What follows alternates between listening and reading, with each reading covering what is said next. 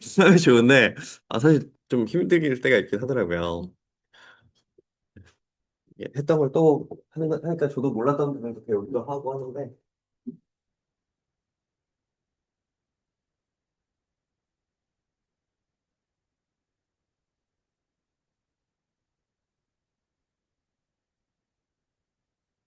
감사합니다. 저희가 벌써 6주 차입니다. 이제 한 주 남았습니다. 어떠세요? 이 귀하고 쉬고 싶고 놀고 싶은 이 시간에 이렇게 수업을 하는데 좀 가치가 있나요? 월시 하나요? 저도 사실은 이게 그냥 배우는 것뿐만 아니라 전 즐거우셨으면 좋겠거든요. 하나님 말씀을 배우고 익히고 하는 즐거움이 사실 전 되게 크거든요. 저는 개인적으로. 그래서 제가 목사를 하는 거기도 하지만 또 한편으로 또 하나님께 감사하는 게 제가 다른 직업을 가질 수도 있는데 근데 또 이제 목사라는 직업을 가지고 또 저는 사실 성경을 읽는 게 제 일이니까요. 네. 그래서 저는 좀 많이 읽는 편이긴 하거든요. 제가 지난번에 얘기했지만 저도 최근에 또 일독을 해가지고 한 40일 정도 일독하는데 원래 계획은 30일 일독이에요. 근데 40일, 45일 정도 보통 평균적으로 그렇게 하거든요. 그래서 코로나 때 제일 많이 했을 때는 10독했고 그때는 진짜 하는 일이 많이 없어서 교회에서도 성경도 있고 집에서도 그때 은유가 그때 없었으니까 네, 그렇기도 하고 그랬는데 저도 성경을 좀 안 놓으려고 합니다. 제 개인적으로. 그런데 이제 하고 싶은 말은 네, 열심히 이렇게 일하는 거랑 좋아하는 거랑 같이 하게 되면 좋잖아요. 그래서 저는 성경 읽는 게 감사하고 또 성경을 가르치는 것도 즐겁고 이 즐거움을 저만 아는 게 아니라 여러분들도 아셨으면 좋겠다라고 생각이 듭니다. 네, 이야기가 좀 길었는데 시작하겠습니다. 제가 기도하고 하겠습니다. 하나님 아버지 감사합니다. 또 우리 불러주시고 또 요한복음 말씀을 함께 배우고 묵상하게 하시니 감사합니다. 이제 6주 차이고 또 이제 한 주밖에 남지 않았습니다. 마지막까지 요한복음 21장까지 우리가 하나님의 말씀을 배우고 익히며 예수님이 어떤 분이신지 그리고 예수님이 나의 주님이라고 고백할 수 있는 믿음도 성장하게 하여 주시옵소서. 감사합니다. 예수님의 이름으로 기도드립니다. 아멘. 네. 이 연휴가 길다 보니까 외부에 계신 분들도 있고요. 우리 지은 자매님은 오늘 새벽으로 이제 홍콩에 가셨고, 연준 자매님은 지금 미국 계시고, 또 해외 나가신 분 말고도 주한 형제는 저기 집에 가셨고, 네. 집이 어디라고 했더라? 기억이 안 나요. 보시고 나중에 얘기해 주세요. 그래서 그래도 제가 사실은 이런 여러 가지 경험과 상황이 있을 것 같아가지고 녹화하는 이유도 있고 또 보고 싶으시면은 또 한 번씩 복습하시면은 좋을 것 같습니다. 네, 오늘은 이제 요한복음 6주차고 16에서 18장 하는데 제가 이거를 한번 할 걸 그랬어요. 나중에 생각이 났는데 이 성령을 약속하고 기도하시는 체포되셨다. 이 저희가 그 매 주마다 이 뭐라고 해야 될까? 워드는 아니고 키워드들을 세 개로 해가지고 문장을 만들었잖아요. 그 GPT 해가지고 이거를 그림으로 좀 그려달라고 좀 할까 이제 생각이 들었어요. 어제 저녁에 이제 금요 차례 끝나고 집에 가면서 내일 이게 강의하면서 하는데 잠깐 저 혼자도 계속 피드백하면서 성령 약속하시고 기도하시는 체포되셨다. 이거를 그림으로 그리면 좋겠다라는 생각이 들어서 제가 좀 이따가 끝나고 한번 GPT나 제미나이를 해가지고 한번 그림을 그려볼게요. 마음에 안 들 수도 있어요. 마음에 안 들면은 네, 그래도 올리겠습니다. 자, 이제 예수님께서 13장부터 시작해서 이제 영광을 받으시는 길을 가십니다. 영광. 왜 영광이라고 했을까요? 영광. 영광, 영광, 할렐루야. 사실 우리는 영광이라는 걸 되게 좀 멀리 생각하기도 하고 하는데 이 영광이라는 단어, 이 glory라는 단어가 이제 원어적으로는 이제 빛을 비추다라는 뜻이거든요. 네, 빛을 비추다라는 뜻인데 예수님께서 사실 이 십자가의 길을 가시는데 빛을 받으시는 그런 거라고 생각을 하시면 됩니다. 그런데 이 빛을 받는 게 예수님뿐만이 아니라 하나님께로도 영광을 돌리는 거예요. 그래서 예수님께서 성령을 약속하시고 이제 영광을 받으시러 가는 이 모든 과정 가운데 우리가 있습니다. 그래서 16장은 사실 15장, 14장에서도 이제 고별 설교를 이렇게 고별 말씀을 하시면서도 성령에 대해서 많이 말씀하셨지만 16장에 본격적으로 성령님이 오셔야 되고 성령님께서 하시는 이야기를 우리에게 주십니다. 그래서 우리 16장 성령 같이 해보도록 하겠습니다. 16장 7절 말씀을 우리 같이 밑줄 치면서 읽어보도록 하겠습니다. 자, 시작. 그러나 내가 너희에게 실상을 말하노니 내가 떠나가는 것이 너희에게 유익이라. 내가 떠나가지 아니하면 보혜사가 너희에게로 오시지 아니할 것이요. 가면 내가 그를 너희에게로 보내리니 라고 말씀하셨습니다.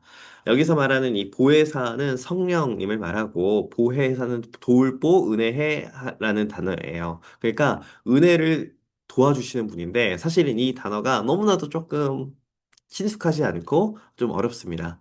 여러분 그 구글 지도나 네이버 지도에서 보혜사라고 한번 치시면은 절이 나옵니다.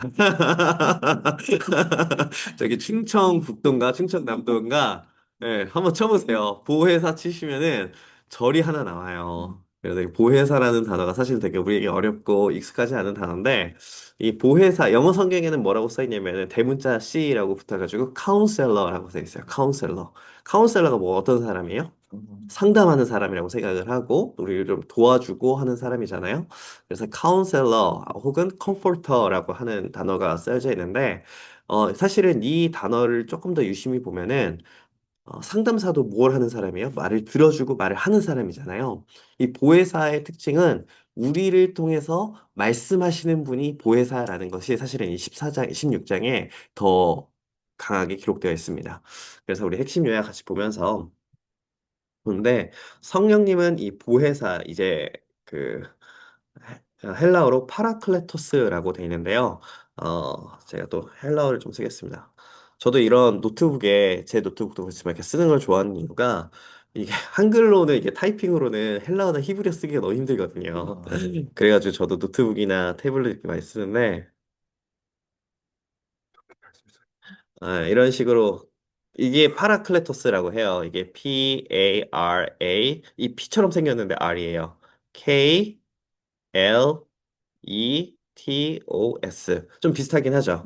이 파라클레토스라고 하는데 이 파라라는 단어랑 클레토스라는 단어가 합쳐진 단어거든요. 근데 이 파라라는 거는 옆에 있다라는 거예요. 영어로 하면 이제 beside. 그리고 클레토스는 칼레오에서 나왔는데 이 칼레오라는 단어는 말하다라는 뜻이에요. 그래서 이 파라클레토스는 옆에서 말씀하시는 분이 보혜사예요. 여러분, 성령님이 우리가 지난번에 얘기했던 것처럼 이 캔에 있는 그런 배터리가 아니라는 거, 그 보조 배터리가 아니라는 거 기억하시죠? 성령님은 인격적이신 분이어서 우리 옆에서 말씀하시는 분이 이 파라클레토스 성령님이시다라는 겁니다. 그래서 사실은 우리가 지난주에 말씀했던 것처럼 예수님께서 십자가에 달려 돌아가시고 그 이후로부터는 성령님이 우리 안에 계셔서 어떻게 해요?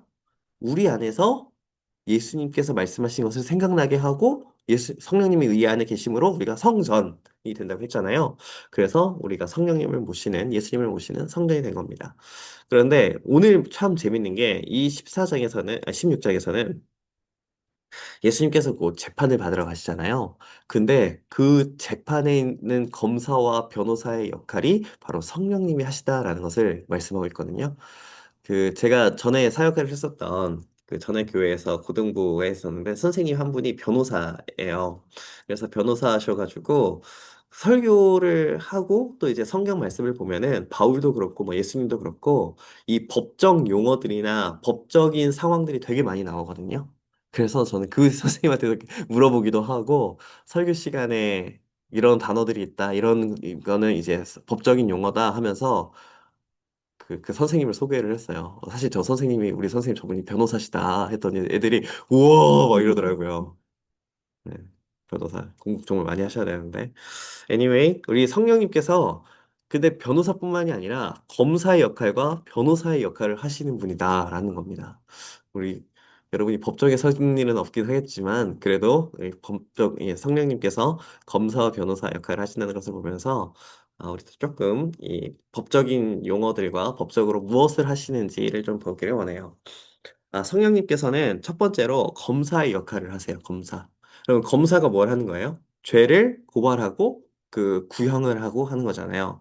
그런데 성령님께서는 먼저 세상에 대해서 이 죄와 의와 심판에 대해서 고소하는 역할이 바로 성령님이세요. 다른 말로 하면은 죄가 무엇인지 깨닫게 해주시는 게 바로 성령님이라는 겁니다. 우리가 우리 몸 안에 사람마다 그 양심이 있다고 합니다. 양심. 여러분 양심 있잖아요. 그런데 어떤 사람은 이 양심이 좋은 사람이 있고 어떤 사람은 성경에 있는 표현대로 화인 맞아서 그러니까 그 불 도장을 찍어가지고 양심이 나쁜 일을 써도 그 아프지 않는 양심이 꺼리끼지 않는 그런 사람도 있다라는 거예요. 제가 설교할 때 좀 자주 하는 그 예화 중에 하나인데 미국에 보면은 인디언들이 있잖아요. 인디언이 이렇게 딱 있다. 아, 정말 그림은 지승영 씨 이런 그림을 그리고 싶은데 이게 미국 인디언이라고 생각을 할게요. 미국 인디언들은 자기들마다 자기들 마음 가운데 양심이 있는데 그 양심이 어떻게 생겼냐면은 삼각형으로 생겼다고 생각을 합니다. 양심. 그래서 내가 이렇게 살면서 이 양심이 있는데 뭐 나쁜 일을 해요. 뭐 다른 사람에게 상해를 입히거나 뭐 거짓말을 하거나 뭐 다른 사람에게 피해를 주거나 이런 것들을 할 때마다 이 양심이 자기 안에서 이렇게 돌아간다라고 해요. 그래서 이 양심이라는 게 이 마음 가운데 이 심장 안에서 돌아가면은 이 옆에 있는 이 모서리들이 어떻게 되겠어요? 내 마음을 아프게 하는 거죠. 살키는 거죠. 그런데 이 양심이 이렇게 돌아가는데 계속해서 양심의 거리끼는 일을 계속 하다 보면은 이 양심이 돌아가다 보면은 이 모서리들이 다 없어진다라고 생각을 해요. 인디언 사람들은. 그래서 죄를 지으면 지을수록 나쁜 일을 하면 할수록 양심이 거리끼지 않게 된다라는 게 미국의 속담과 미국에 있는 그런 생각이 있거든요. 우리는 어떤가요? 그래서 사실 크리스찬이라고 해서 죄를 안 짓는 게 아니잖아요. 교회를 다닌다고. 근데 사실은 교회 다니면서 교회에서 더 죄를 짓는 사람들도 많습니다. 네. 그런 사람들이 보면은 아 정말 힘들죠. 네. 뭐 교회에서 직분을 받고 심지어 목사도 네. 절제해야지. 절제 좀 하겠습니다. 정말 나쁜 사람들도, 나쁜 목사님이라고 해야겠다. 그렇다. 목사들도 많은데, 사실은 하나님께서 우리에게 모든 사람에게 주신 이 양심이 있고, 양심뿐만 아니라 우리에겐 또 무엇을 주셨냐면은, 법을 주셨어요. 율법. 율법은, 율법은 누구에게 만 줬냐면은 이제 하나님을 아는 사람들에게 주신 거죠. 그러니까 하나님의 백성들에게 뭐 아까 말했던 이 미국에 있는 아프리칸이나 뭐 아시안이나 뭐 아메리칸 인디언들이나 그러니까 이 말씀을 모르는 사람들 원주민들은 법을 모르을 때 자신의 양심으로만 사는 거예요. 그런데 하나님께서는 이스라엘 백성들에게 또 우리에게 이 말씀의 법을 주셔서 이 말씀을 지키고 또 이 말씀대로 살아야 하는 의무도 주셨습니다. 그런데 우리가 이 법을 지키지 않는다는 것은 우리가 죄인이고 또 율법을 비춰서 우리를 바라봤을 때 율법이라는 거울에서 우리를 비춰봤을 때 아, 나는 정말 죄를 많이 지었구나라는 것을 보게 합니다. 그 역할을 바로 성령님께서 하신다라는 거예요. 첫 번째로는 죄가 있어요. 성령님은 죄와 의와 심판에 대해서 우리를 고소하시는데 첫 번째로 죄에 대해서라는 거는 8절 말씀에 그가 와서 죄에 대하여 의에 대하여 심판에 대하여 세상을 책망하시겠다 했는데 첫 번째 죄는 뭐냐면 예수님을 믿지 않는 것이 죄다라는 거예요. 그게 죄고 의에 대해서라는 것은 자기들만의 잘못된 정의 기준을 세워서 아 나는 이거 해도 괜찮아. 난 이건 안 할 거야. 이런 자기의 기준을 삼아서 죄를 짓는 것. 그리고 심판 십자가 죽음을 하나님의 심판으로 오해한 것이라고 말하는 겁니다. 그러니까 예수님께서 십자가에서 죽으셨는데 십자가에서 죽으시는데 특히 이스라엘 사람들 유대인들은 어, 예수님께서 자기의 죄 때문에 죽었다라고 생각을 하면서 예수님을 오해했기 때문에 그 죄가 그들에게 남아있다라는 것입니다. 우리는 사실은 예수님의 십자가 죽음을 예수님의 죄 때문이라고 믿지 않고 나의 죄 때문이라고 그렇게 고백하잖아요. 그렇기 때문에 성령님은 우리에게 어, 죄가 무엇인지 깨닫게 하시고 우리가 그 죄에서 돌이켜야 된다는 것을 아시고 우리에게는 반드시 예수님이 필요하다라는 것을 이 성령님께서 이렇게 말씀해 주시는 거예요. 여러분들이 어떤 신앙의 배경인지 저는 다 알지 못하잖아요. 그런데 어떤 사람들은 그냥 꾸준하게 어렸을 때부터 그냥 꾸준하게 예수님 믿으면서 교회 다니면서 내가 죄인이라는 것이 자연스럽게 받아들여지는 사람들이 있어요.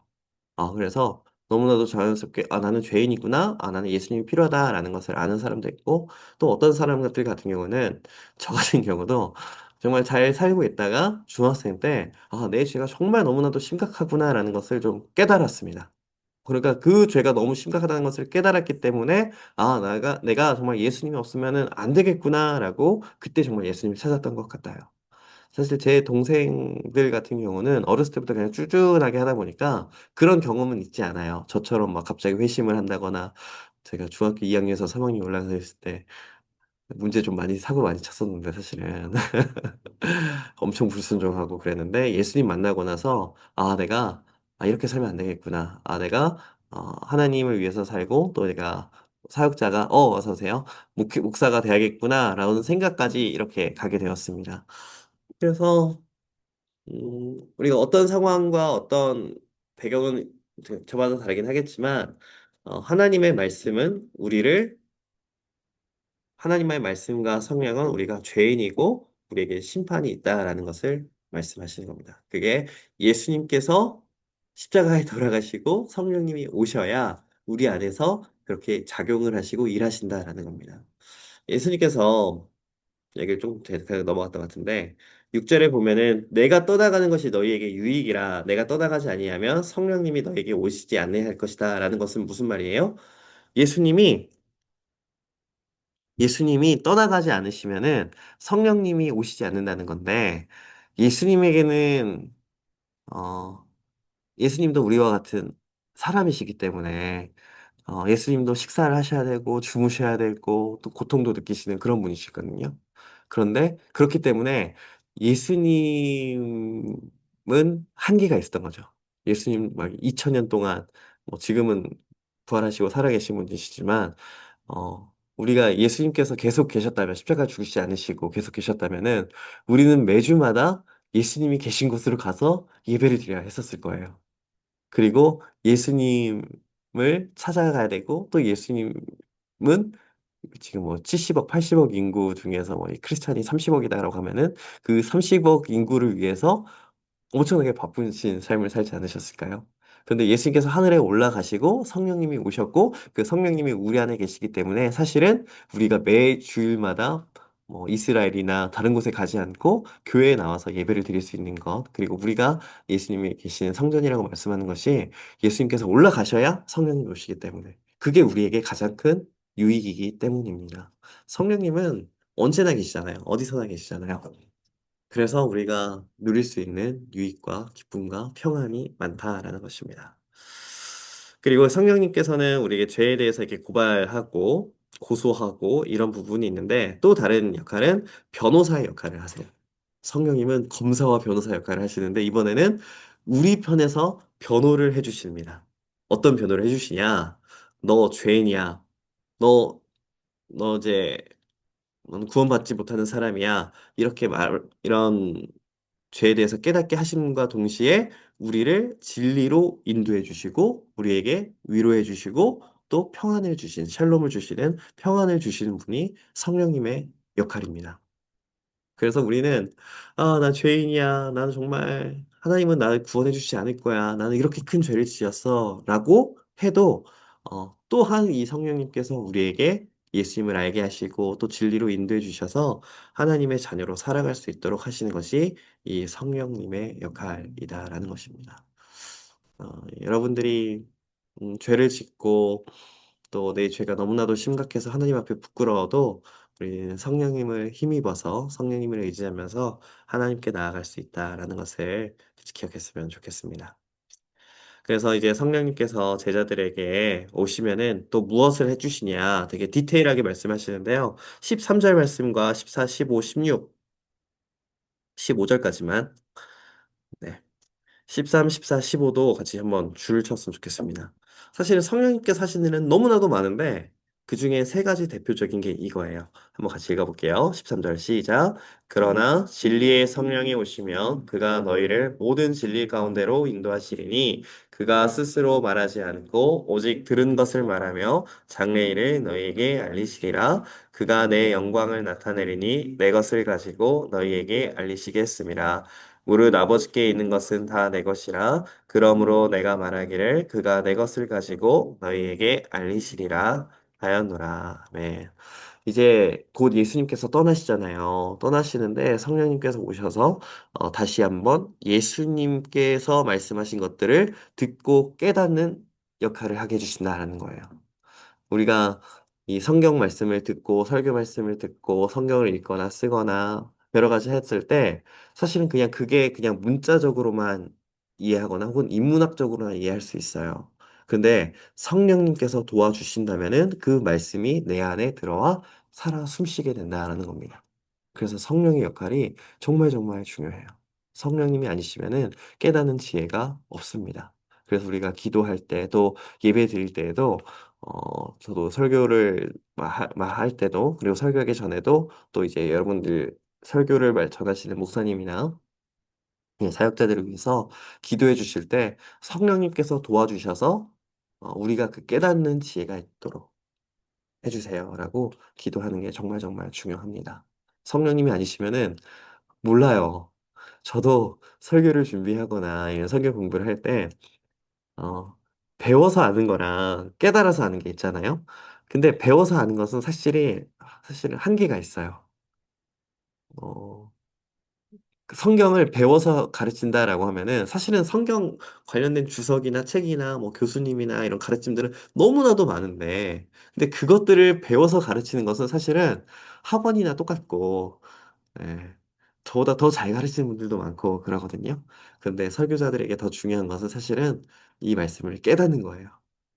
이 말씀 이런 뜻이구나. 이런 말씀 우리에게 주시고자 하는구나. 그것을 깨닫고 전해야 그때 말씀에 힘이 있다라고 저는 믿습니다. 자, 그리고 두 번째로는, 아까 말씀드린 것처럼 듣는 것 듣고 깨닫는 것을 말씀하십니다. 이제 곧 예수님께서 십자가에 올라가시고, 십자가에서 죽으시고, 부활하시고, 하늘을 올라가시는 이 모든 과정들을 성령님께서 제자들에게 알려주신대요.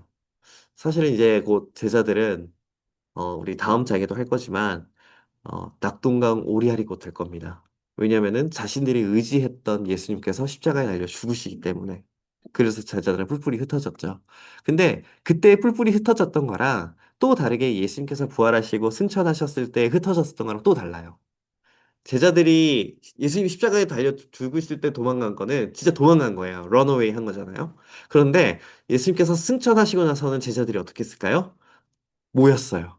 모여서 마가의 다락방에서 기도했습니다.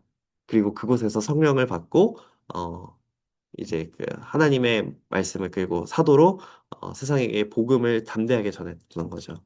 그리고 네, 그것이 바로 성령님께서 하신 일이다. 사도행전을 그래서 성령님께서 하신 일이다라고 해서 성령행전이라고도 부르기도 합니다. 그리고 성령님께서 하시는 일은 아버지의 진리를 드러내고 모든 진리 가운데로 인도하시는 분이 바로 성령님께서 하시는 일입니다. 이제 조금 있으면은 예수님께서 십자가에 달려 돌아가시는데요. 21절 말씀을 보면은 갑자기 뚱딴지 같은 이야기가 등장해요. 21절 말씀을 한번 같이 읽어볼게요. 시작. 여자가 해산하게 되면 그때가 이르렀으므로 근심하나 아기를 낳으면 세상에 사람 난 기쁨으로 말미암아 그 고통을 다시 기억하지 아니하느니라. 저는 늘 하는 얘기가 남자들은 평생 죽어도 경험하지 못하는 이 경험이 바로 이 해산의 고통과 또 기쁨이잖아요. 저도 이 말씀을 또 준비하다가 황인우 전도사님이 생각이 났는데 황인우 전도사님이 수요일 날 출산하셨거든요.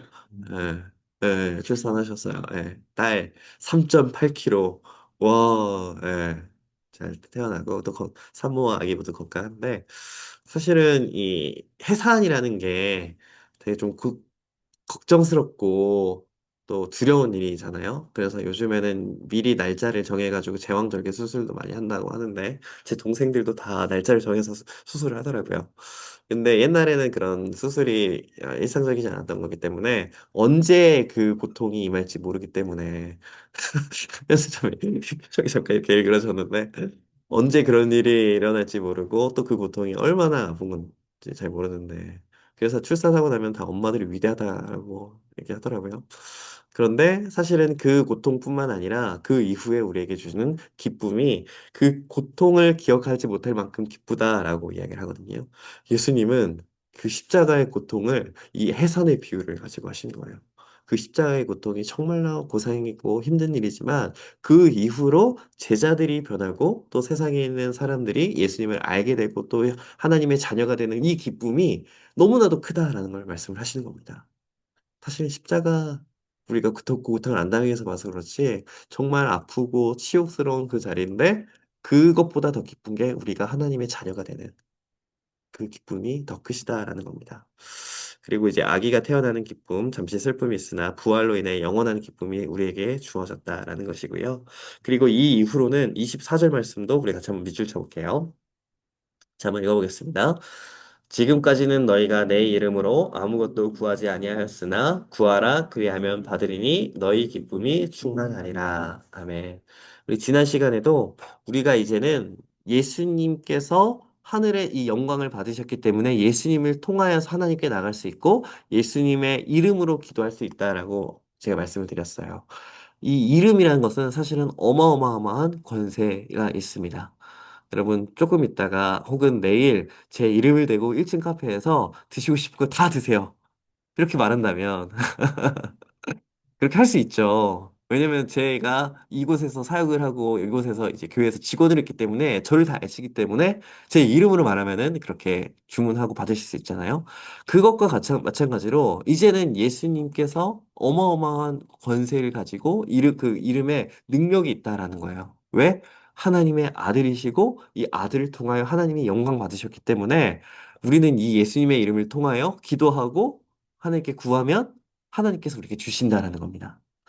지난번도 얘기했지만 저는 이게 더 강조해도 부족함이 없다라는 게 우리가 정말 기도할 때 하나님 아버지를 찾아야 된다라고 생각이 들어요. 저도 딸을 키우고 있지 않습니까? 아파가지고 막 그저께 막 토하고 예, 요에도 다 토하고 바닥에도 토하고 기침을 계속 하다 보면 토를 많이 하거든요.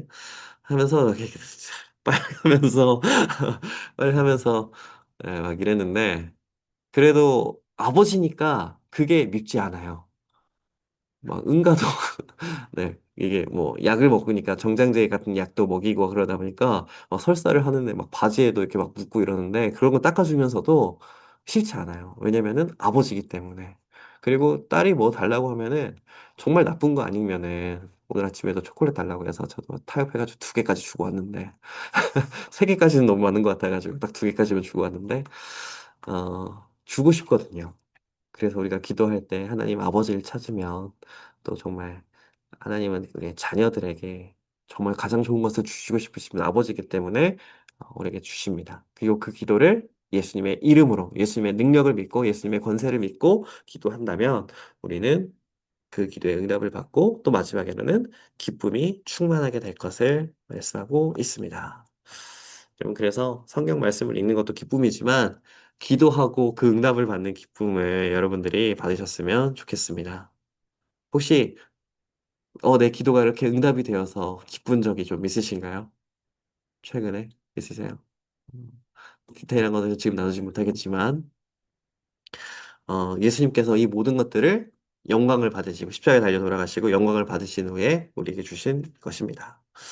자, 우리 체크 퀴즈 다시 해보도록 하겠습니다. 예수님은 자신이 떠나야 성령이 오신다고 하였나요? 네. 그 바톤 터치는 아니에요. 예, 바톤 터치라고 생각할 수 있는데, 바톤 터치라기보다는 예수님은 또 예수님의 일을 하시는 거고, 성령님은 성령님의 일을 하시는 겁니다. 함께 하시는 거죠. 그리고 성령이 세상을 책망하는 3가지는 뭘까요? 2번, 죄와 의와 심판으로 세상을 책망하는 거. 성령은 스스로 말하는 건가요? 아니면 들은 대로 말하는 건가요? 이건 좀 넘어가긴 했었네요. 성령님은 스스로 말씀하시는 게 아니라 들은 것을 깨닫게 해주시는 분이거든요. 예수님의 말씀을 깨닫게 해주시는 분. 그래서 내가 오늘 성령님의 그 음성을 들었어. 이렇게 말씀을 하시는 분이 진짜일 수도 있는데, 근데 사실 성령님은 없던 것들을 말씀하시는 게 아니라 성경에 있는 말씀을, 우리에게 주신 말씀을 깨닫게 해주시는 분이거든요. 그래서 야, 나 오늘 기도했는데 성령님이 그 자매랑 결혼하래. 네, 어떤 믿음을 가지고 있는지 모르겠지만, 네, 한번 그런 분이 저에게 온다면 한번 더 고민을 해보라고 할 것 같아요. 아, 진짜 그런 경험이 있어요. 어떤 자매가 그 제가 사역하는 그 청년은 아니었는데 그 자매가 언제 새벽기도 끝나고 제가 이제 새벽기도 끝나고 교회에서 이렇게 막 성경 읽고 공부하고 있었대는데 한 자매가 와가지고 한 남자 청년이랑 결혼해야 될 것 같은 그런 음성을 확신을 주셨대요. 결론적으로 얘기하면 지금 그분은 다른 분이랑 결혼해서 잘 살고 계시고 그 형제는 네, 다음 주에 만나는데 다다음 주에 만나는데 지금 신대원에서 공부하고 있습니다. 그래서 우리가 성령님께서 말씀하시는 것은 우리에게 성경 들은 것을 깨닫게 해주시는 분이시다라는 것을 기억하시면 되겠고요. 예수님은 제자들의 슬픔을 어떤 비유로 설명하셨는가요? 네, 잘 모르시면은 가장 긴 거와 B를 선택하시면 대부분 맞는 것 같아요. 해산하는 산모의 비유를 하심으로 제자들이 고통과 또 아픔이 있고 예수님의 십자가 고통이 있지만 그 기쁨이 클 것이다라고 이야기하셨습니다.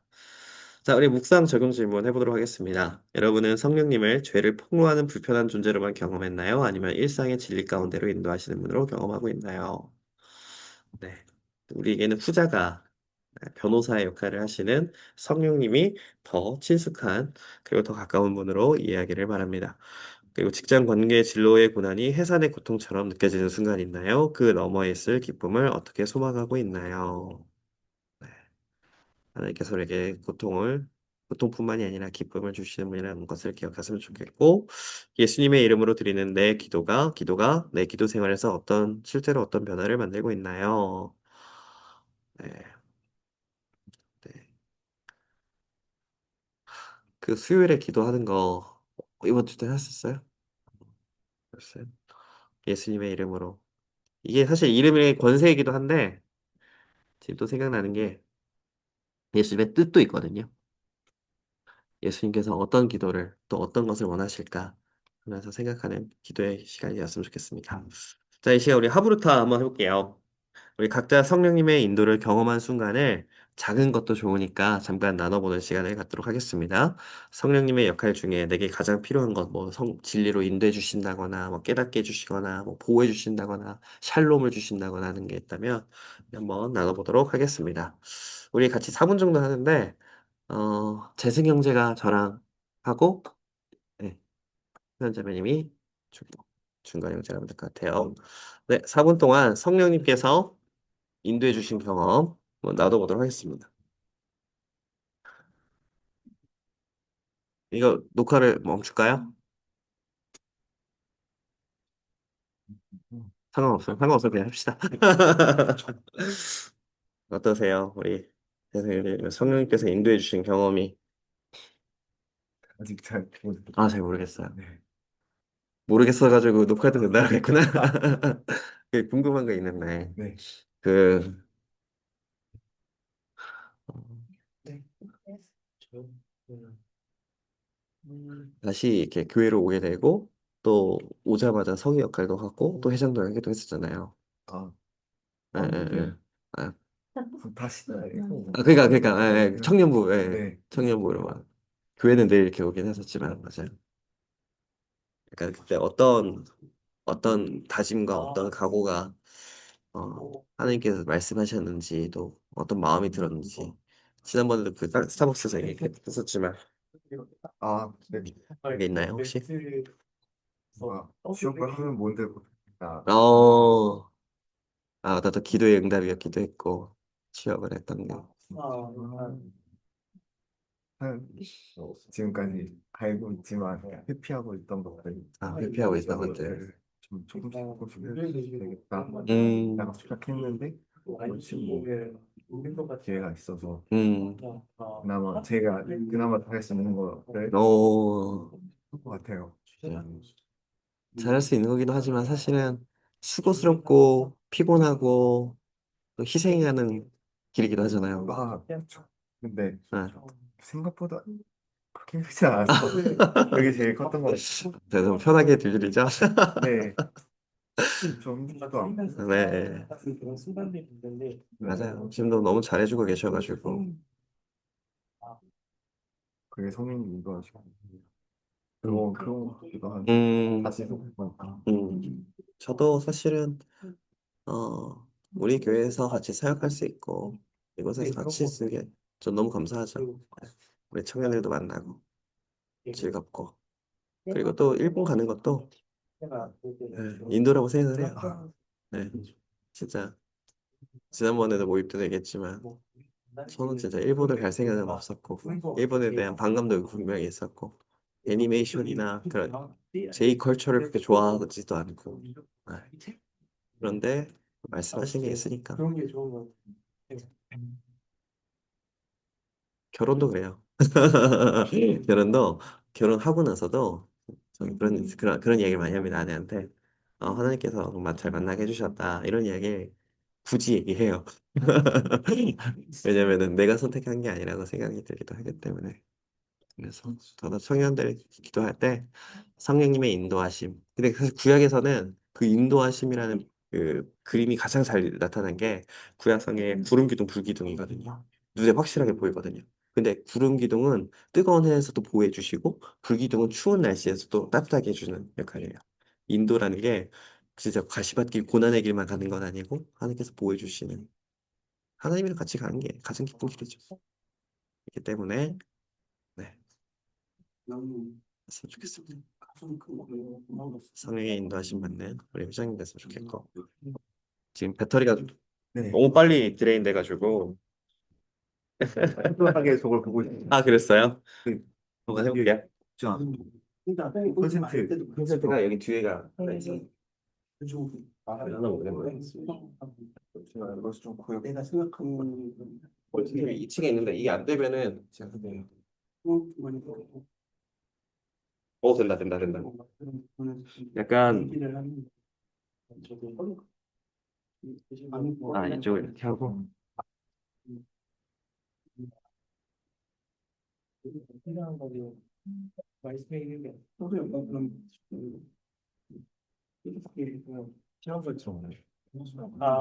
여기 들어갔죠.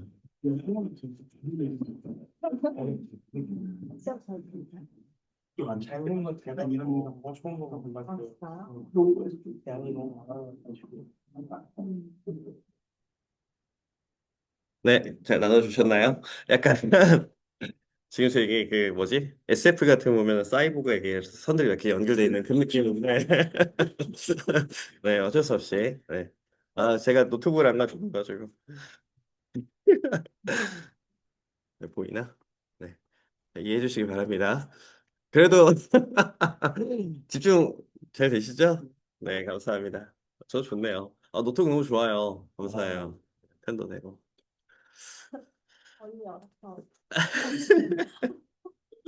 자 우리 그럼 17장 다시 해보도록 하겠습니다.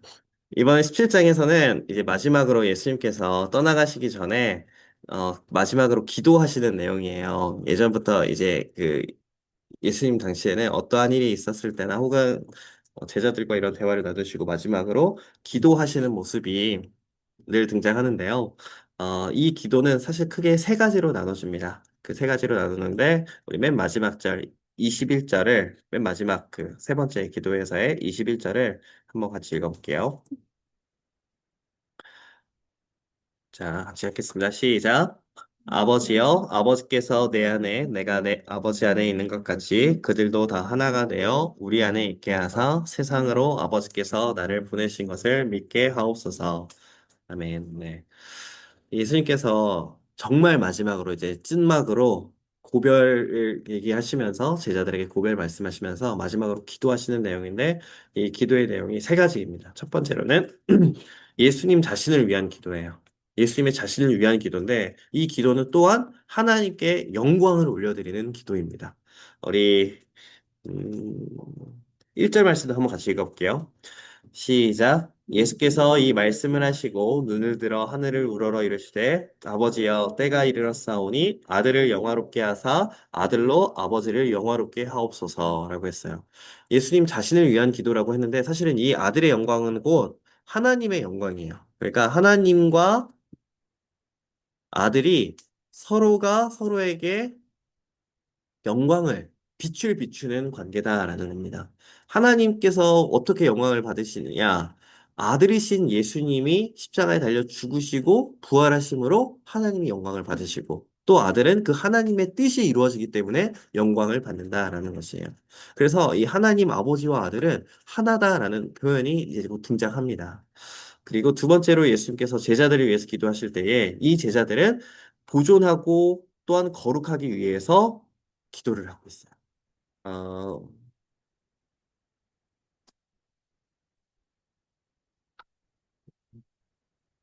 몇 절이었지? 네, 15절 말씀이네요. 이렇게 줄을 많이 쳐놔가지고 헷갈려요, 저도. 15절 말씀을 같이 한번 읽어볼게요. 시작. 내가 비옵는 것은 그들을 세상에서 데려가시기를 위함이 아니요 다만 악에 빠지지 않게 보전하시기를 위함이니이다. 입니다. 예수님께서는 이제 제자들을 위해서도 그 남은 제자들을 위해서 기도를 하는데 그 제자들이 어, 세상에서 데려가는 것이 아니라 다만 악에서 빠지지 않도록 보존해 주시기를 위해서 기도하는 겁니다. 저도 사실은 이 말씀을 준비하면서 저도 우리 청년분들을 위해서 기도를 많이 하거든요. 무슨 기도를 하냐면은, 지난번에도 얘기했었던 것처럼 앞으로도 뭐 믿음 가정, 아름다운 이 신앙생활을 위해서 기도하는데, 제가 이 말씀을 보고 저 스스로 이렇게 조금 돌이켰어요. 아, 먼저 기도할 것은 이 다만하게 빠지지 않도록 더 기도를 해야겠구나라는 생각이 더 들었습니다. 왜냐하면은 우리가 살고 있는 이 세상은 너무나도 많은 죄의 이 권세가 있기 때문에 우리가 죄에 빠지지 않도록 보존해달라고, 거룩하게 지켜달라고 기도를 해야겠구나라는 생각이 더 들었습니다. 그래서 예수님은 이 제자들이 혼자 그들만 남겨질 이 제자들을 위해서 보존하고 또 거룩하게 될 것. 여기 보면은 9절 말씀 또 보면은 또 그들을 위하여 내가 나를 거룩하게 하오니 이는 그들도 진리로 거룩함을 얻게 하려 함이니라 라고 했는데 이 거룩은 어떻게 거룩하게 되냐? 진리로 거룩하게 된다라는 겁니다. 예수님께서 하신 그 말씀으로 예수님을 통하여 거룩이라는 단어는 사실은 이게 분리되다라거든요. separated거든요. 그게 예수님을 아는 사람으로서, 예수님을 믿는 사람으로서 세상과 구별되지만 그 세상으로부터 단전하게 지켜질 수 있도록 예수님께서 기도를 하시는 겁니다. 제자들은 이제 곧 혼자 남겨지고 또 그뿐만 아니라 예수님께서 승천하신 이후로 각 나라로 돌아가거든요. 어, 토마스, 그러니까 예수님의 제자 중에 도마라는 사람이 있잖아요. 이 도마는 성경에 기록되어 있지 않지만 전승으로는 이 도마가 어디까지 가냐면은 인도로 갔다라고 해요. 인도에서 복음을 전했다라는 거예요. 그래서 인도 사람들 중에서 이름이 토마스라는 사람이 많아요. 도마가 그 예수님의 제자 사도인 도마가 거기 인도까지 가가지고 복음을 전했기 때문에. 그리고 12명의 제자 가룟 유다를 제외한 그리고 또 새로운 마띠아 해서 12명의 제자들이 모두 다 복음을 위해서 땅끝까지 갔고 그리고 그곳에서 대부분이 순교를 당합니다. 그래서 예수님은 그걸 미리 알고 계셨어요. 이 제자들이 어떻게 죽을지를 알고 있기 때문에. 사도 요한도 마찬가지죠. 사도 요한도 가장 마지막에 죽었어요. 예수님의 제자 중에서 야고보가 첫 번째로 목베임을 당해서 죽었고 사도 요한은 나중에 어, 끓는 물에 들어가서 네, 죽게 되는 그런 고통을 당하고 베드로는 십자가를 지는데 예수님처럼 똑같이 죽을 수 없다 해서 거꾸로 된 십자가를 지었고 안드레는 X자로 된 십자가를 죽기도 하고 여러 가지 모습으로 다 순교를 당합니다. 예수님은 그것을 이미 알고 계셨어요. 제자들이 당한 고통도 알고 있었습니다. 그래서 이 제자들을 위하여 더 기도를 하셨습니다. 그를 보존하시고 또 거룩하게 해달라. 그리고 뿐만 아니라 예수님은 제자들뿐만 아니라 20절부터는 또 20절도 한번 같이 읽어볼까요? 시작. 내가 비옵는 것은 이 사람들만 위함이 아니요 또 그들의 말로 말미암아 나를 믿는 사람들도 위함이니. 예수님께서는 이 사도들을 통하여 복음이 전해지고 그 사도들이 전해진 말씀을 통하여 예수님을 믿게 되는 심지어 지금 우리까지 온 이 복음을 믿는 우리들을 위해서도 예수님은 기도를 해주셨습니다. 2000여 년 전에요. 예수님은 지금도 2000여 년 전에도 기도를 하시고 지금도 하늘에 올라가서 우리를 위해서 기도해 주시는 분이에요. 어떻게? 우리가 아까 읽었던 것처럼 아버지께서 내 안에 내가 아버지에 있는 것처럼 그들도 다 하나가 되어 우리 안에 있게 하사. 예수님께서 우리를 위해서 기도해 주신 것은 하나가 될 수 있도록 기도해 주신 겁니다. 여기서 하나가 된다는 것은 우리가 교회 안에서 하나가 되는 것도 있지만 성령님 안에서 하나가 된다라는 것을 말합니다. 제가 지금 절제라는 단어를 지금 몇 번 얘기하는데 최근에 그것이 알고 싶다 해서 시흥에 있는 한 교회에 있는 목사가라고 얘기합니다, 일부러. 목사가, 히브리어에서 나바크라는 게 있어요. 이 나바크라는 단어가 연합하다라는 뜻이거든요. 그래서 이 하나됨이라는 단어가 같은 의미예요. 근데 이 목사는 이 연합을 성적인 걸로 본 거예요. 사입이고 잘못된 거거든요. 이단이거든요. 그래서 그 여성도와 여신도와 함께 이 성적인 관계를 맺는 것이 내가 하나님과 하나 되는 그런 거라고 그렇게 가르친 거예요. 그래서 그 이후로 피해로 인해서 한 청년은 심지어 그 수치심에 못 이겨서 던졌습니다. 자살한 얘기가 있어요. 그것이 알고 싶다 해서 나와서.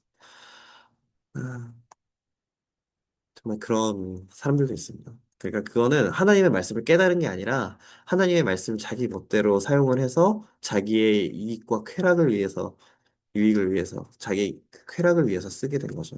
저 사실 그런 사람들이 가장 싫어요. 네. 정말 제일 싫은 게 저는 그런 사람인데 저에게 피해를 준 사람보다 하나님의 말씀을 이렇게 오해하고 왜곡시키고 심지어 사람 죽이기까지 하는 사람 정말 싫어하는데 분노가 나네요. 네. 하나 되는 것은 그런 하나 되는 것이 아니라 영적으로 우리가 성령님 안에 하나 안에 하나로 이 성령님 안에 거할 수 있는 것. 하나님 아버지와 아들이 하나인 것처럼 우리가 하나님과 하나가 될 수 있도록 예수님 우리를 위해서 기도하셨다라는 겁니다. 근데 그 하나가 될 수 있도록 우리를 어떻게 부르셨어요? 이 하늘의 공동체를 우리를 이렇게 불러주신 거예요. 교회가 하나가 된다는 것. 근데 교회들은 사실 막 한우리 교회도 있고 옆에 있는 뭐 다른 교회도 있고 다른 교회도 있고 교회뿐만 아니라 교단들도 많이 있잖아요. 우리는 장로교 교단인데 제가 이게 지금 사이보그가 돼가지고 나가지고 하는데 죄송한데 이거 좀 문좀 받아줄 수 있어요? 예, 죄송해요. 네.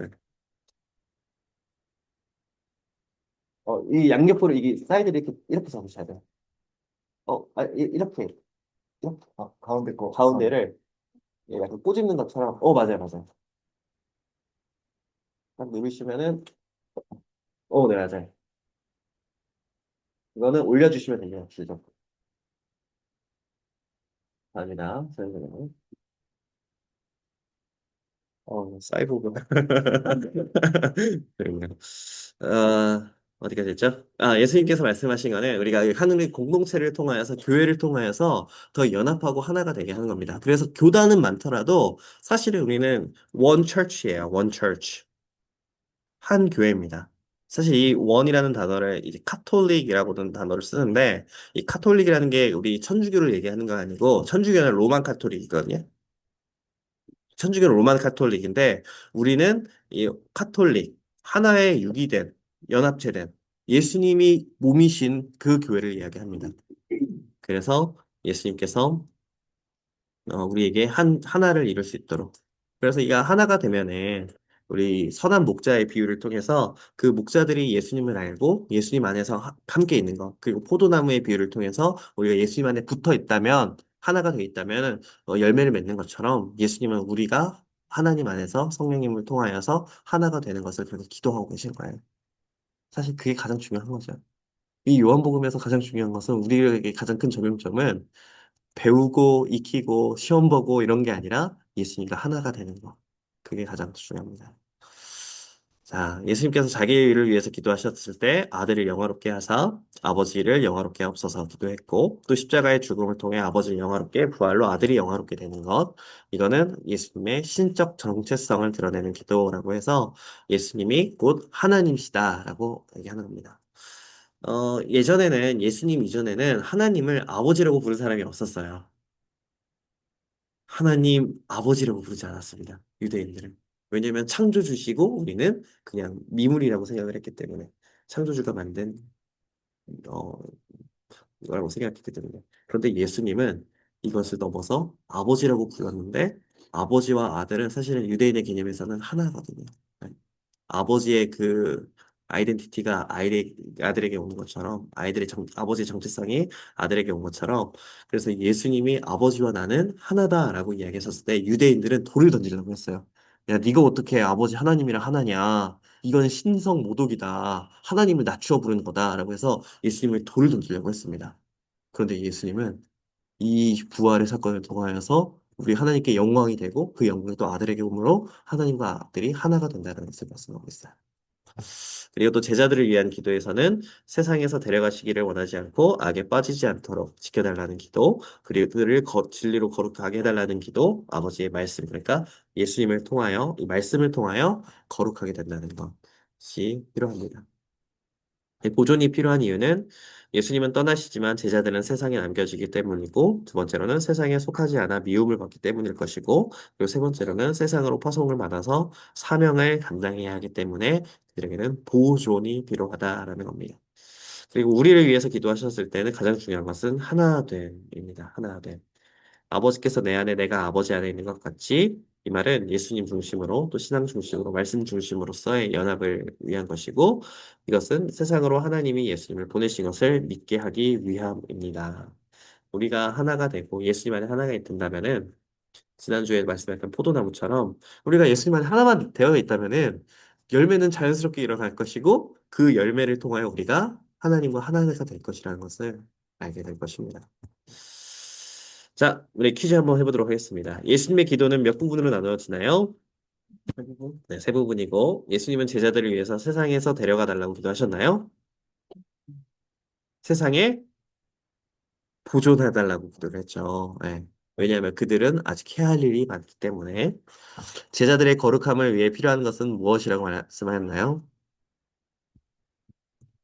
네, C 아버지의 말씀. 예수님은 후대 신자들을 위해 무엇을 가장 강구하셨나요? 네, 하나대입니다. 네. 예수님은 제자들의 보존과 거룩을 기도하셨습니다. 직장, SNS, 엔터테인먼트 환경 속에서 나는 무엇으로부터 보호받기를 원하며 어떤 부분에서 거룩을 지켜야 할지. 또 예수님의 마지막 기도가 하나됨이었고, 나는 우리 청년 공동체의 하나됨을 위해 어떤 노력을 하고 있는지, 네, 분열을 일으키는 내 태도는 없는지. 그리고 세 번째, 하나님을 아버지라 부르며 친밀하게 기도하신 예수님처럼 나의 기도에는 하나님과 친밀한 관계가 담겨 있나요? 또 사설이긴 한데, 사실 아버지와 자녀의 관계가 정말 중요하다라고 생각이 전 들어요. 뭐, 저마다 아버지에 대해서 느끼는 것도 있고, 저마다 느껴지는 아버지 상은 있지만, 저도 저희 아버지에 느끼는 상은 있는데, 제가 이제 하나님 아버지가 얼마나 좋으신 분인지를 알기 때문에, 저는 그래서 제 딸한테 정말 좋은 아빠가 되려고 노력을 하고 있거든요. 그래서, 제가 지난주에 얘기했었나? 제가 월요일 날 발표한 게 하나 있거든요. 벤두라라는 심리학자가 있어요.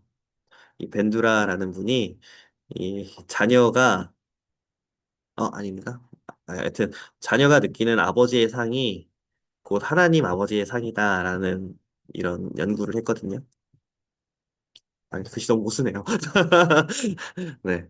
그래서 저는 그래서 아버지가 좋은 아빠가 되려고 많이 노력을 하고 있는데 여러분들도 좋은 부모님이 되었으면 좋겠습니다. 그래서 좋은 친밀한 관계, 아빠를 부르는 것처럼 하나님을 부르고 네. 그때 하나님 아버지께서 우리에게 친숙하게 친밀하게 말씀해 주십니다. 자, 하브루타 나눔을 한번 하도록 하겠습니다. 예수님이 우리를 위해 기도를 드리셨다는 사실이 오늘 내 삶에 어떤 의미인지를 나누고 서로를 위해 이 기도의 내용으로 기도해 봅시다. 어, 예수님께서 나를 위해서 지금 무엇을 기도해 주고 계시고 또 어, 내가 어떤 기도가 지금 필요한지에 대해서 짧게만 이거는 3분 정도만 하겠습니다. 짧게만 한번 하도록 하겠습니다. 네. 예수님이 지금 나를 위해서 기도해주고 계시는데 어떤 기도를 해주셨으면 좋겠나요?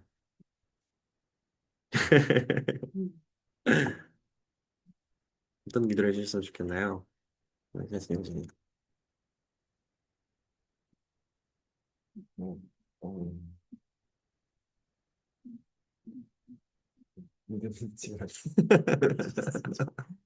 그래요? 믿음을 잃을 상황이 있으신가요, 혹시? 앞으로 살아가면서 앞으로 살아가면서? 어, 믿음을 아직 보는 믿음을 이렇게 맞아요, 맞아요. 그런 것 같아요. 세상에서 살다 보면.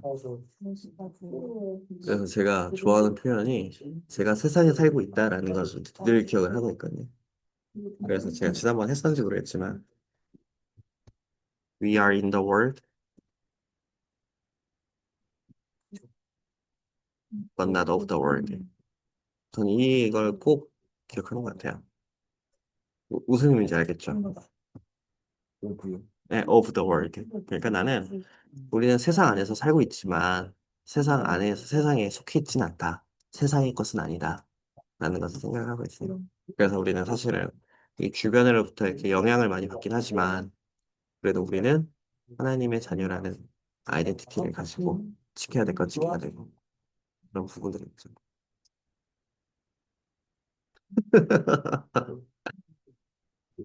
네. 이게 어떤 사람은 그래서 이 세상을 완전히 끊어버린다. 그게 나를 보존한다. 라고 생각하는 사람이 있어요. 그 미국에 보면 아미쉬 공동체라고 있거든요. 알아요? 이 사람들은 전기도 안 쓰고 차도 안 타고 말 타고 다니잖아요. 세상에는 그 문명을 소리를 지키기 위해서. 근데 저는 그럴 수 있다라고 생각을 하지만 근데 우리는 in the world. 그래도 세상이기 때문에 핸드폰도 쓰고 인터넷도 하고 거기서 오는 SNS나 엔터테인먼트에서 오는 유혹들도 있고 죄들도 있지만 그래도 나는 그래도 하나님의 대상이다라는 것을 기억하려고 합니다. 네.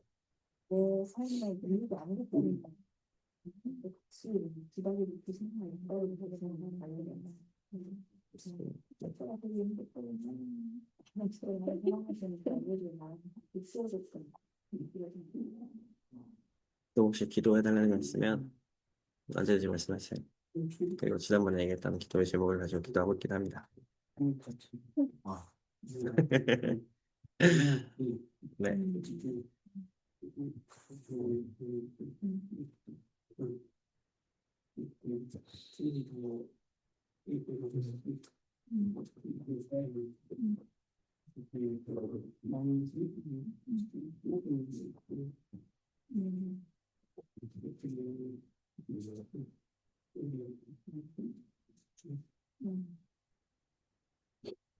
네, 시간을 너무 짧게 드려서 죄송합니다. 이제 저도 해야 돼가지고. 자, 우리 18장 할게요. 18장은 이제 예수님께서 잡히시는 걸 기록합니다. 체포예요, 체포. 우리 1장부터 지금 18장까지 또 앞으로 21장까지 다 두 글자로 하는데 제가 지난번에도 말씀드렸지만 시험은 보진 않을 겁니다. 네. 그런데 한 번씩 이렇게 적어 놓고 한번 스스로 이렇게 정리 한번 해보신다면은 요한복음의 이 맥을 잡고 또 요한복음을 읽으시는데 도움이 많이 될 거예요. 이제 13장부터 17장까지는 예수님께서 이제 십자가를 짊어지시기 전에 제자들과 함께 식사를 하시면서 마지막 말씀을 나누신 고별에 관련된 말씀을 나누셨고 이제 18장, 19장, 20장, 21장, 21장은 아니고 20장까지는 예수님께서 십자가에 달려 잡히시고 십자가에 달려 죽으시고 부활하시는 내용이 18, 19, 20장까지 등장합니다. 그래서 사실은 요한복음이나 이렇게 큰 걸 봤을 때 이거는 사실 어떠한 인물의 뭐 역사책처럼 이렇게 몇 년 때는 뭘 했고 몇 년 때는 뭘 하셨고 몇 년 때는 뭘 하셨고 이게 아니라 중요한 순서대로 기록을 했던 거거든요.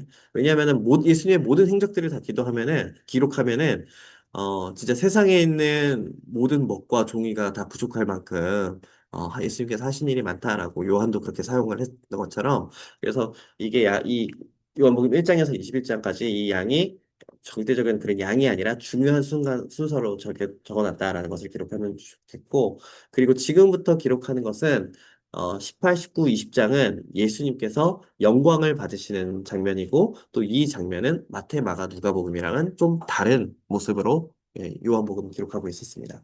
제가 이 책이 13장부터 21장이 영광의 책이라고 말씀을 드렸던 이유 중에 하나가 예수님은 마테마가 누가는 예수님께서 그 도살장에 끌려가는 양과 같이 잡히시는 모습을 보여주셨는데 그런데 지금은 오히려 당당하게 걸어가시기 때문에 영광을 받으시는 분이기 때문에 이 영광의 책이라고 말씀을 드렸어요.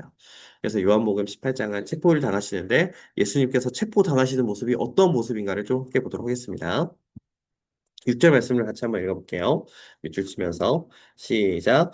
예수께서 그들에게 내가 그니라 하실 때에 그들이 물러가서 땅에 엎드러지는지라. 아멘. 예수님께서 말씀하셨을 때 사람들이 물러가서 땅에 엎드러지는 모습을 볼 수 있습니다. 자, 핵심 요약을 보면은 첫 번째로 예수님은 1절에 보면은 이 말씀을 다 하시고 나서 제자들과 함께 기드론 시대 건너편으로 나가시니 그곳에 동산이 있었다라고 말씀해요. 여기는 이제 겟세마네 동산인데 이 겟세마네라는 동산의 이름의 뜻은 그 뭐지? 기름 짜는 곳이에요. 기름 짜는 곳이라는 뜻이 겟세마네입니다. 왜냐면 여기가 감람산에 있는 동산인데 이 감람이라는 단어는 좀 어렵지만 올리브 트리. 감람산은 올리브 나무가 많아서 이 감람산이라고 부릅니다. 그리고 이 올리브가 많기 때문에 이 올리브로 기름을 짜는 곳이 이 겟세마네 동산이었어요. 올리브 오일 좋아하시나요?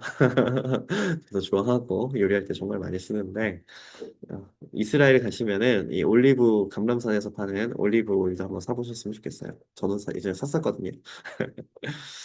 그래서 예수님께서는 이 겟세마네 동산에서 이곳에서 기도도 하시고 이곳에서 많이 모이셨는데 예수님은 사실은 곧 잡히실 걸 아셨거든요. 가룟 유다는 이미 예수님을 잡으려고 고발하려고 이미 나간 상황이거든요.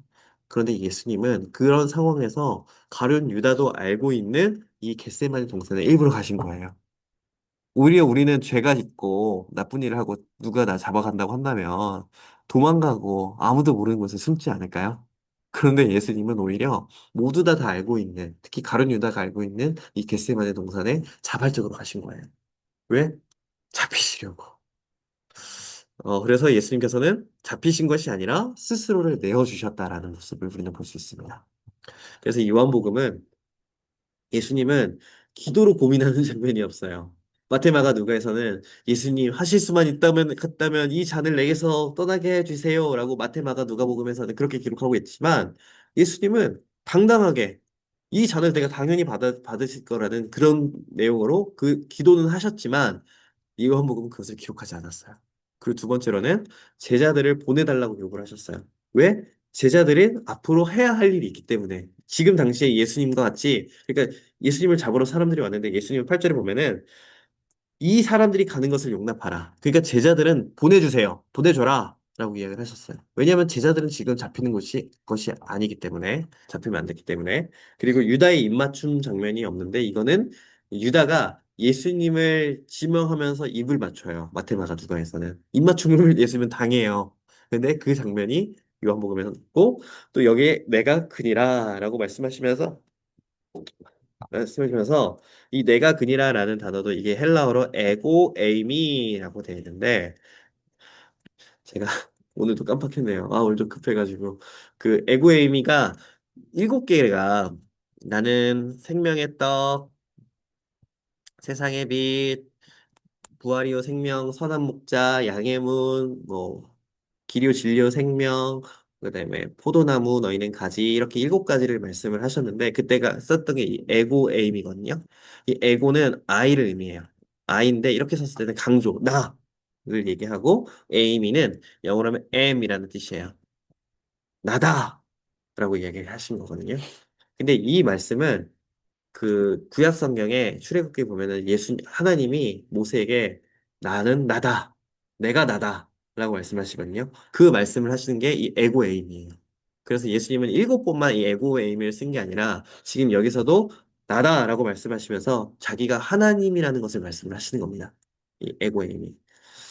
제가 논문을 썼는데 그 논문을 보여드리기는 좀 제가 부끄럽고 나중에 기회가 되면은 그 에고의 의미만 공부할 기회가 되면은 제가 그 논문을 가지고 선물은 못 드리고요. 몇 권 안 남아가지고. 그래서 이 에고의 의미에 대해서 말씀을 드릴 건데, 이 에고의 의미라고 하셨을 때, 이 체포하는 사람들이 물러가서 땅에 엎드려졌대요.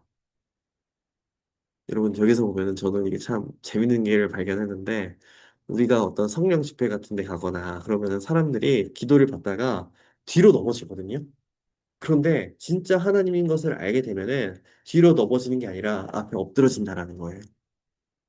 저는 이게 되게 좀 의미가 한 바가 크다라는 건데, 구약에서도 하나님을 보고 뒤로 넘어지는 사람은 없어요. 오히려 하나님의 그 영광에, 하나님의 그 장엄하심에 저절로 엎드려지게 되었습니다. 집은 예수님을 잡으러 온 이 사람들도 예수님이 내가 그니라라고 이야기했었을 때 네가 뭔데? 이런 게 아니라 그 예수님 앞에 이렇게 엎드려졌다라니까요. 예수님 하나님인 것을 깨닫고 느끼고 자연스럽게 엎드려지게 되었습니다. 이것은 요한복음에 등장했던 거고, 그리고 재판의 과정이 세부적으로 묘사되지 않았고 오히려 빌라도가 조금 이따 보겠지만 도구처럼 사용이 돼요. 신문을 받으시는 분이 예수님인데 오히려 예수님이 이 빌라도를 통하여 빌라도를 이렇게 신문의 도구를처럼 사용하게 되시는 겁니다. 그리고 예수님은 자신의 나라와 왕권이 분명히 있음을 밝히셨고, 그리고 재판의 초점은 예수님이 잘못이 아니라 그분의 왕권에 있다. 내가 왕이다. 라는 것을 말씀하시는 거고, 그리고 공간복음과 달리 예수님께서 마지막 십자가에 달려 죽으실 때 엘리 엘리 사박다니 라마 사박다니라고 외치셨는데, 이 말은 하나님 하나님 나를 어찌하여 버리십니까? 라는 표현인데 예수님께서는 요한복음에 그런 기록이 표현되지 않았어요. 기록되어 있지 않아요. 왜냐하면 예수님은 그 십자가조차도 하나님께 영광을 받으시는 거룩한 장소이기 때문입니다. 그래서 요한복음은 예수님이 하나님이란 것, 예수님께서 영광을 받으시고 하나님과 한 분이시란 것을 계속해서 강조하고 있는 게 이 요한복음입니다. 체포 장면의 상징성이 있는데, 여러분 우리 어, 니고데모가 언제 예수님을 찾아왔다고 했죠? 밤에, 맞아요. 그게 바로 니고데모의 영적인 상태를 말하는 거고, 그리고 가룟 유다도 예수님을 팔려 나갈 때 그때가 언제였을까요? 밤이었어요. 가룟 유다가 예수님을 팔려고 나갔을 때 밤이었고, 지금 밤에 예수님을 잡으러 사람들이 왔습니다. 그런데 사실은 예수님은 자기가 뭐라고 하셨어요? 세상의 빛이다 라고 얘기를 하셨는데, 어둠 가운데 있는 사람들이 빛이신 예수님께 이 나온다는 것은 그런 상징 또한 가지고 있습니다. 등과 횃불을 든 자들은 사실은 세상에 비치신 예수를 잡으려는 어둠의 세력이었다라는 것이고, 예수님은 자발적으로 자신을 드러내며 내가 그니라라고 보여주셨습니다. 자, 그리고 이제 본격적으로 이 법정이 등장하고 예수님께서 3단계로 신문을 당하시는 과정이 있는데, 세 명의 사람들이 등장인물이 등장합니다. 첫 번째 안나스라는 사람인데, 이 사람은 바로 전의 대제사장이에요. 그리고 전에 대제사장이고 지금 대제사장의 현재 대제사장의 장인으로서 지금도 막강한 영향력을 끼치고 있습니다. 그래서 예수님을 잡았던 이 사람들이 예수님을 데리고 첫 번째로 이 안나스라는 사람한테 가서 이 사람을 어떻게 할까요? 이 사람을 어떻게 심판할까요? 이렇게 했는데 안나스는 예수님을 보고 자기가 손 쓸 수 없다는 것을 알았어요. 예수님은 당당히 자신의 무죄를 말씀하셨거든요. 성경 한번 같이 읽어볼게요. 음, 자, 23절과 24절입니다. 요한복음 18장 23절과 28절, 23장, 죄송해요. 요한복음 18장 23장은 없습니다. 그쵸? 요한복음 18장 23절, 24절 같이 읽어볼게요. 시작. 예수께서 대답하시되 내가 말을 잘못하였으면 그 잘못한 것을 증언하라. 바른 말을 하였으면 내가 어찌하여 나를 치느냐 하시더라. 안나스가 예수를 결박한 그대로 대제사장 가야바에게 보내니라. 예수님은 이 안나스 앞에서도 당당했습니다. 말한 것을 잘못했다면 그 말 잘못한 것을 증언하라. 근데 안나스는 자기가 할 수 있는 게 없었죠. 그래서 대제사장 가야바에게 보냈습니다. 이제 가야바에게 보냈는데 이 가야바에게 가는데 가야바도 할 수 있는 것이 없었어요. 몇 절이냐면은 28절 말씀입니다. 28절 말씀 다시 한번 읽어볼게요. 시작. 그들이 예수를 가야바에게서 관정으로 끌고 가니 새벽이라 그들은 더럽힘을 받지 아니하고 유월절 잔치를 먹고자 하여 관정에 들어가지 아니하더라. 가야바에게도 가는데 가야바가 대제사장이었거든요. 근데 이 대제사장도 예수님을 어떻게 할 수가 없었어요. 왜냐하면 예수님이야말로 진정한 대제사장이기 때문이에요. 이 유월절에 예배를 드리고 하는데 가야바는 이 6월절에 그 예식을 하고 예배를 드릴 수는 있지만 그 참된 6월절의 주인이신 예수님을 알아보지 못했던 겁니다. 그래서 가야바도 오히려 참된 대제사장이신 예수님만 이렇게 보게 하는. 역할로 사용이 되었고, 세 번째로는 빌라도가 되었습니다.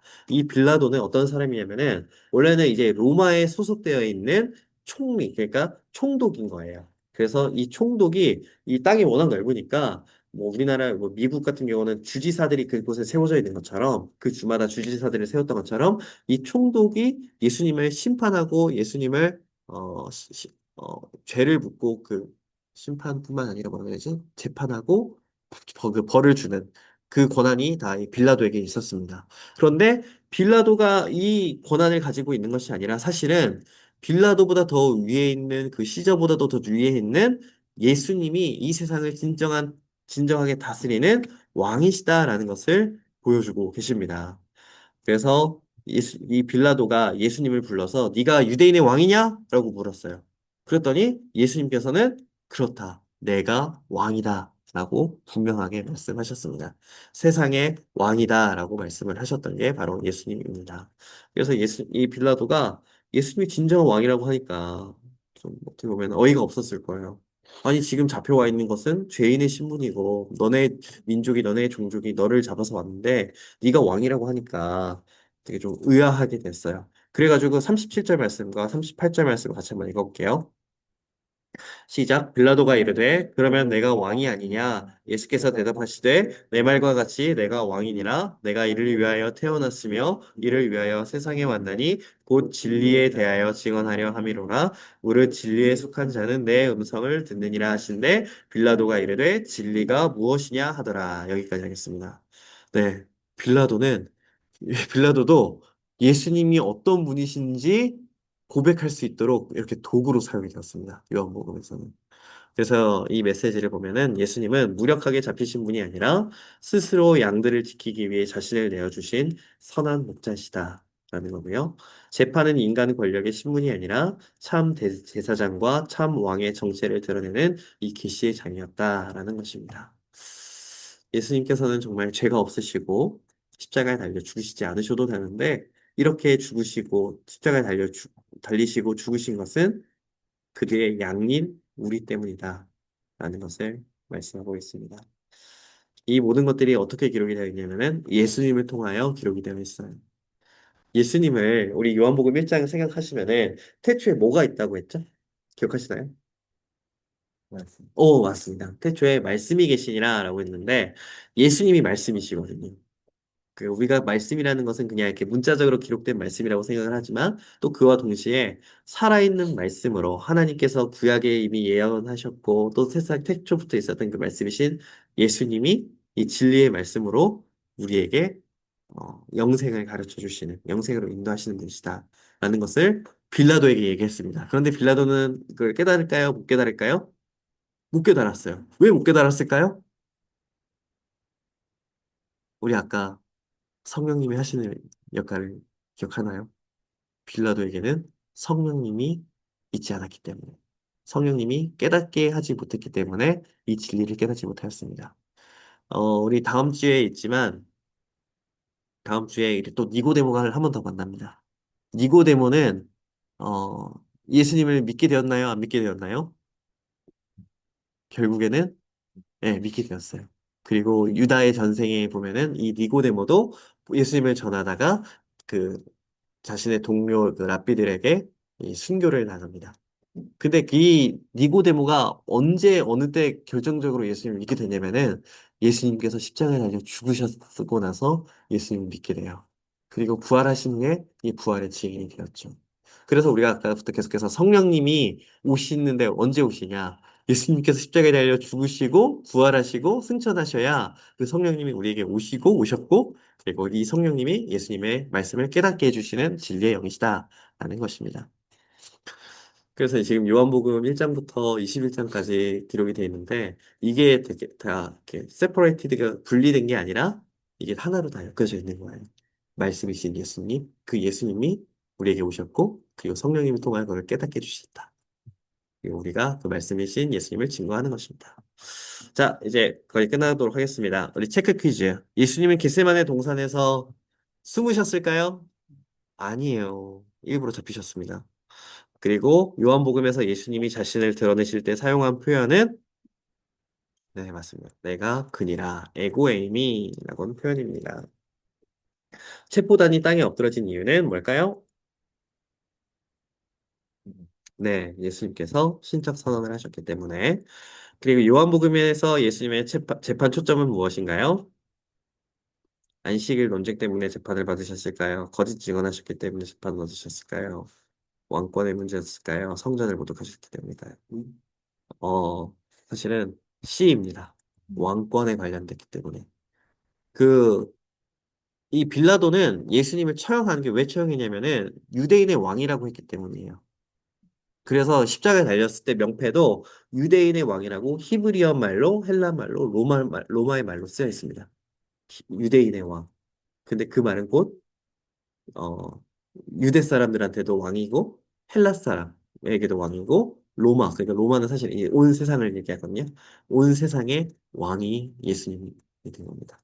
사실 그 명패는 사실 조롱의 의미로 썼는데 사실 그 조롱의 의미로 쓴 게 진짜 예수님 우리의 왕이다라는 것을 말하고 있는 거죠. 자, 예수님은 내가 그니라 하시며 자신을 스스로 내어주셨습니다. 내 삶에서 어떤 상황에서 주님의 주도권과 주도하심을 신뢰하는 것이 가장 어려운가요? 여러분 어떤가요? 주님의 주권과 주도하심을 신뢰하는 것이 어려울 때가 있죠. 문제가 좀 어렵네요. 내가 무슨 생각으로 썼더라? 기억이 안 나네요. 아, 예수님은 자신을 내어주신 것처럼 우리도 자신을 내어주는 게 좀 어렵습니다. 그리고 두 번째, 예수님은 제자들을 지키기 위해 자신을 내어주셨는데 나는 직장 동료, 가족 공동체를 위해 어떤 불편함이나 손해를 감수한 경험이 있는지. 그리고 세 번째, 내 나라는 이 세상에 속한 것이 아니니라라는 이 말씀이 나의 직업관, 소비관, 인생 목표에 어떤 도전을 주고 있는지 한번 살펴보기를 원합니다. 제가 아까 재승 형제님이랑 같이 그 나눔하다가 이 표현을 썼어요. We are in the world, but not of the world. 영어를 많이 써서 죄송해요. 근데 이 정도는 다 아시죠? 자, in the world는 우리는 세상 안에 있다. 세상에서 살고 있다라는 거죠. 우리는 세상에서 살고 있습니다. 근데 우리는 not of the world. 세상에 속해 있는 사람은 아니다라는 거예요. 우리의 그래서 아이덴티티와 우리의 어, 고향, 우리의 본향은 이 땅이 아니다라는 겁니다. 어디예요? 하나님이 계신 천국이다라는 거예요. 그래서 우리는 세상에서 정말 많은 영향을 받습니다. 세상에서 여러 가지 영향들을 받지만 근데 그 영향에서 우리는 하나님의 자녀로 스스로를 지킬 수 있어야 합니다. 그래서 내가 직업을 선택하는 것도, 내가 뭘 소비하는 것도, 내 인생의 어떤 목표를 가는 것도 이 세상에 초점을 맞춰주는 것이 아니라 우리는 하나님의 자녀이라는 이 아이덴티티를 맞추면서 살아갔으면 좋겠습니다. 자, 우리 마지막 하부르타 나눔 얘는 다 같이 했으면 좋겠는데 오늘은 그래도 많이 없으셔서 한 사람당 한마디씩 해주실 수 있을까요? 예수님이 나의 왕이라는 고백이 어떻게 드러나야 할 수 있을지 한번 나눴으면 좋겠습니다. 혹시 예수님이 왕이라는 것이 좀 실감이 되나요? 성경적으로 실감이 되세요? 우리는 사실은 왕권 아니, 그게 뭐지? 왕정 국가가 아니잖아요. 뭐 영국이나 일본도 천황이 있잖아요. 일본도 있고 또 태국도 있고 말레이시아도 있고 지금 왕 있는 나라 또 어디 있지? 여튼 이런 왕이 있잖아요. 물론 정치를 하진 않고 이제 총리를 세우거나 이러긴 하지만 그래서 우리는 아 요즘 드라마 뭐 있지? 아이유랑 그 변우석이랑 나오는 제목이 뭐죠? 무슨 대군이다 같은데? 네? 아 대군분이에요? 아 보세요. 아 보세요. 근데 그게 컨셉 자체가 우리나라가 지금 왕이 없는데 이제 보종 순종으로 이제 조선이 다 끝났는데 우리나라가 왕이 있다는 전제 하에서 그런 드라마를 쓴 거잖아요. 근데 사실 우리가 지금 왕이 없는 시대를 살고 있기 때문에 이 왕의 능력과 왕의 권세가 어마어마한지 사실은 잘 모르잖아요. 왕은 백성을 심판하는 역할이기도 하고 먹이는 역할이기도 하고 또 사람의 생명을 죽이고 살리는 역할도 가지고 있거든요. 그래서 지금 이 시대에 그러면은 뭐 큰일이긴 하겠지만, 물론 예수님 당시 때도 그렇고, 최근 들어서 중세시대 때도 왕의 명령 하나에 사람 목숨이, 모든 재산들이 몰수당하거나, 죽임을 당하는 시기였죠. 그러니까 왕은 모든 거예요. 에브리싱이에요. 뭐, 마음대로 할 수 있습니다. 근데 요즘은 돈이 있으면 왕이 된다라고 돈이 왕이라고 생각을 하는 시기이기도 하죠. 돈만 있으면 뭐 다 하고 심지어 돈만 있으면 사람을 죽이기도 하고 살리기도 하는 그런 시기인데 여러분 예수님이 왕이라는 게 어떻게 우리들 삶에 들어갈 수 있을까요? 어렵나요? 한 5분 정도 침묵을 한번 제가 지목해서 해서 죄송한데 우리 수현자매님은 우리 아이들을 가르치시잖아요. 아이들이랑 이제 학생들, 성인들 이렇게 가르치시는데 그걸 통해서 어, 사업장이나 이런 인생관에서 예수님이 왕이다라는 게 조금 느껴질 때가 있으신가요? 혹은 그렇게 느껴지고 싶으신 때가 있나요?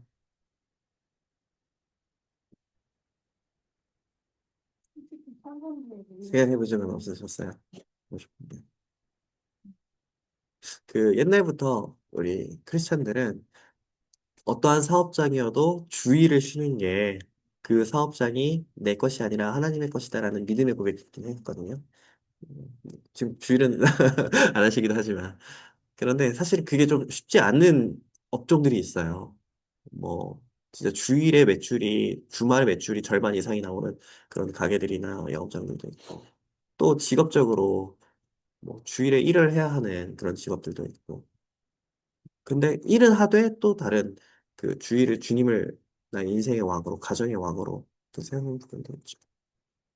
혹시 중간 형제는 뭐 공부하면서 예수님이 왕이다, 혹은 내 인생이 나의 것이 아니다, 이런 생각을 해본 적 있나요? 또 그냥 뭔가 하루하루 그냥 하는 게 네.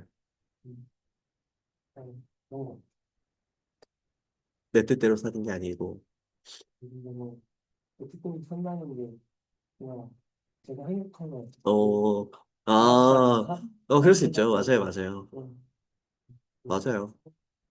나의 행복이고 하나님의 행복. 근데 어떤 때는 그 순서가 바뀌는 게 더 좋을 때도 있어요.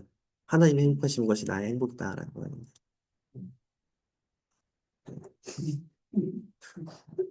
이 여담인데 저는 오늘 아침에 그런 게 좀 느껴졌어요. 아, 진짜 하나님께서 우리를 지켜주시고 보호해 주셔야 오늘 하루도 살 수 있구나라는 생각이 들었습니다. 이것도 진짜 좀 사설인데 제 아내랑 제 딸이 좀 아팠잖아요. 근데 사실 오늘 제 딸을 저희 엄마한테 맡기고 이렇게 좀 하려고 했었는데 저희 어머니가 어제 밤새 장염이랑 이렇게 체를 하셔가지고 죽다 살아나셨다는 거예요. 그래서 저도 한편으로 딱 걱정이 되더라고요. 아, 진짜 하나님께서 지켜 보여주시지 않으면은 우리 목숨이 저희 어머니 진짜 응급실 가시면서 진짜 죽는 줄 알았다고. 그냥 말 표현하는 게 그런 말씀 해보신 적이 한 번도 없거든요. 진짜 죽는 줄 알았다고. 천국 가는 줄 알았다고. 그 정도로 많이 힘드셨는데 진짜 하나님께서 도와주셔야 우리가 진짜 살 수 있구나. 지금 우리 담임 목사님 사모님도 그렇고 우리 뭐 해외에 나가 있는 우리 자매님들도 그렇고 또 우리 각종이 있을 때 음, 뭐 사고나 안전 이런 것들도 다 하나님께서 지켜주셔야 우리에게 보호해 주셔야 살 수 있구나. 그래서 내 인생의 주인이 하나님이시구나라는 것을 저는 오늘 아침에 좀 느꼈습니다. 제가 이제 자전거 타고 출퇴근을 하거든요. 오늘은 차 타고 오긴 했지만. 근데 이게 자전거 타고 하다 보면은 저기 그 횡단보도를 몇 개 건너는데 이 횡단보도를 건너는데 차들이 이게 우회전을 이 신호가 있는데 멈췄다가 가야 되는데 우회전을 그냥 쌩 하고 가는 구간이 있어요. 저는 그때마다 저희 딸과 제 아내를 생각하면서 조심조심 건너고 있어요. 네. 아, 저도 조심하긴 하지만 하나님께서 이런 사고와 이런 질병과 이런 데서 지켜주지 않으면 진짜 우리는 살 수 없구나라는 생각이 들었습니다. 그래서 저는 예수님이 나의 왕, 특별히 나의 생명과 나의 재정과 나의 물질을 다 다스리십니다라는 것이 조금 이렇게 느껴지고 있습니다.